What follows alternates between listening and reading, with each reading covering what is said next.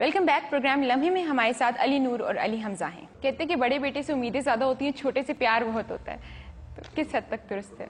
बड़ा जो बड़े वो जिम्मेदारी लेनी पड़ती है जाती है, सारे जो अपनी लर्निंग होती है माँ बाप की, वो तो पहली औलाद पे होती है ना, फिर दूसरी औलाद पे सीख चुके तो कहते चलो इसको तो उसमें कभी छोटी औलाद निगलेक्ट भी हो जाती है। इसलिए कहते हैं कि मोहब्बत बहुत मिल जाती है, मगर जो सख्ती बड़े के साथ जो सेंस ऑफ रिस्पॉन्सिबिलिटी उस पर ला दी जाती है, वो ये हमने एक्चुअली मैंने ये आप देखेंगे कि और शायद व्यूअर्स भी इस बात से एग्री करें कि बड़े इंटरेस्टिंग डायनामिक्स होते हैं। और शायद ये शेख सादी की जो सेइंग है कि छोटा भाई ना बनाए, छोटा भाई मतलब 5 भाइयों का भी हो सकता है, एक बहन का भी हो सकता है, लेकिन ये एक बात बिल्कुल सही है कि जो सबसे छोटा होता है किसी भी फैमिली में, आई थिंक उसकी डायनामिक्स बहुत डिफरेंट होती हैं। ये बात ज़रूर है हर जगह में। ये मैं इस बात से ज़रूर मैंने नोट किया है। तो आप लोग अगर कहीं घूमने फिरने भी जाते हैं, मुख्तलिफ ममालिक में जाते हैं, तो कोई बड़े मजे का कोई इंसिडेंट हो गया हो? कई दफ़ा एम्बैरेसिंग इंसिडेंट्स हुए हैं कि भाई जिप खुली रह गई या इस तरह की कोई चीज़ें हो गई, या मतलब कोई गिर गए स्टेज के नीचे से, या अपना या कोई but nothing significant, something that we really remember. वो आई थिंक बड़ा मुश्किल होता है बताना कि स्पेसिफिकली कि कोई ऐसा इंसिडेंट हुआ या बचपन में कोई शरारत की हो जिससे घर वाले परेशान हो गए, ये इस बच्चे ने क्या कर दिया है। इनकी शरारत है, जब हमको कहानी सुनाते हैं कि एक दफ़ा हमारे वालिद साहब सिविल सर्विस में होते थे, तो एक दिन हमारी अम्मी की तबीयत ख़राब सी थी, तो एक मेहमान आया अपनी बीवी के साथ मिलने के लिए, वो गवर्नमेंट के ही सर्वेंट थे। तो ये छोटे से थे, तो अब्बा ने बोल दिया वहाँ पे खड़े होके कि देखिए बिपली जो है वो जो हमारी अम्मी है वो अपने अब्बा के घर गई नहीं है। फिर उनको पता नहीं कुछ चाहिए था, बस 3 साल के थे या कुछ चाहिए था मुझे वैसी। मैंने जिंदगी में कभी उससे पहले 3 साल का था, उससे पहले झूठ कभी नहीं बोला। तो ये जाके कहते हैं मेरे अब्बा तो झूठ बोल रहे हैं, अब हाँ अम्मी तो घर में बैठी हैं, अब्बा अम्मी को दबा रहे हैं, हाँ अम्मी की तबीयत खराब है। तो then my father was so he beat him up after me all that day. And that day I realized that I should learn how to lie. So that's one story that we all remember. मैं obsessive liar बन गया, compulsive. कभी आपने गाने के शौक को पूरा करने के लिए घर वालों से झूठ बोला हो? एक दफा झूठ बोला जिंदगी के पहले कॉन्सर्ट में, और उस कॉन्सर्ट पे घर से निकाल दिए गए। उसके बाद घर में घुसने नहीं दिया गया। मैंने कहा कि मैं मार्केट जा रहा हूँ, अभी आता हूँ दोस्तों के साथ, और मैं कॉन्सर्ट करने चला गया। 6 बजे निकला, रात को 10 बजे वापस आया।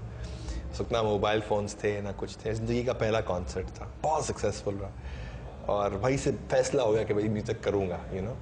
बट अम्मा अब्बा ने, मगर उसके बाद से फिर झूठ नहीं बोला। मेरी कोई I have absolutely no secrets.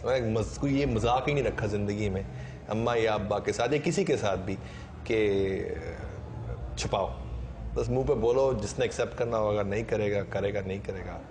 फिर इसीलिए मुझे बड़ा मशहूर हो गया कि ब्लंट है, डिफिकल्ट है, जो मुंह में आता है बोल देता है। I can't live with that burden. पहली दफा जब स्टेज पे आपने परफॉर्म किया, आपको कैसा फील हो रहा था? कहीं लोगों से जाके पूछा कि मैंने कैसा गाया? कसम से यही तो कहानी थी। जिस दिन 10 बजे देर हुई, इसलिए तो हुई, 2 गाने बजाए और रोक के लड़की, और एक स्कूल का कार्निवल था। आपने मेरा गाना सुना, आपको कैसा लगा? आपने मेरा गाना सुना, 1 घंटा मैंने गुजारा। वो जो 7 बाकी लोग थे सर पकड़ के बैठने ने कहा यार इस बंदे की तो कोई सेल्फ रिस्पेक्ट ही नहीं है। मुझे याद है कि one of my very early girlfriends met me over there, जिनसे मैं बाद में मेरा बहुत एक सीरियस रिलेशनशिप चला था, वो भी वहाँ थी। कहती मुझे याद है कि तुम वो लड़के थे जिसने आके मेरे से बार बार पूछा था कि तुमने मेरा कॉन्सर्ट देखा, तुम्हें पसंद आया? तो बहुत पूछा, but that was the only one time. गमगीन कब हो गए थे बहुत ज्यादा, जब दिल टूट गया कि ये बहुत गलत हो गया? 2 दफ़ा हुआ मेरे साथ, और दोनों दफ़ा which were some deaths involved. I don't want to talk much about that, but वो किसी की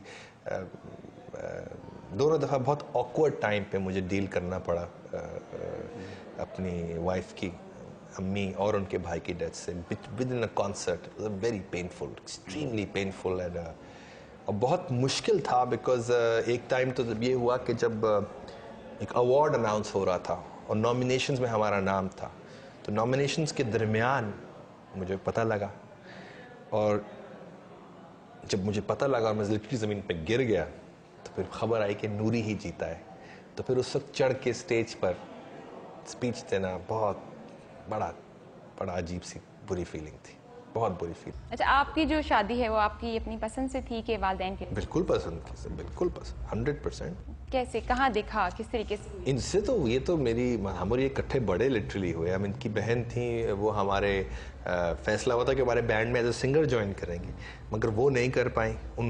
उनसे ऑलमोस्ट हमारी लड़ाई हो गई, लेकिन उस प्रोसेस में इनसे मुलाकात हो गई।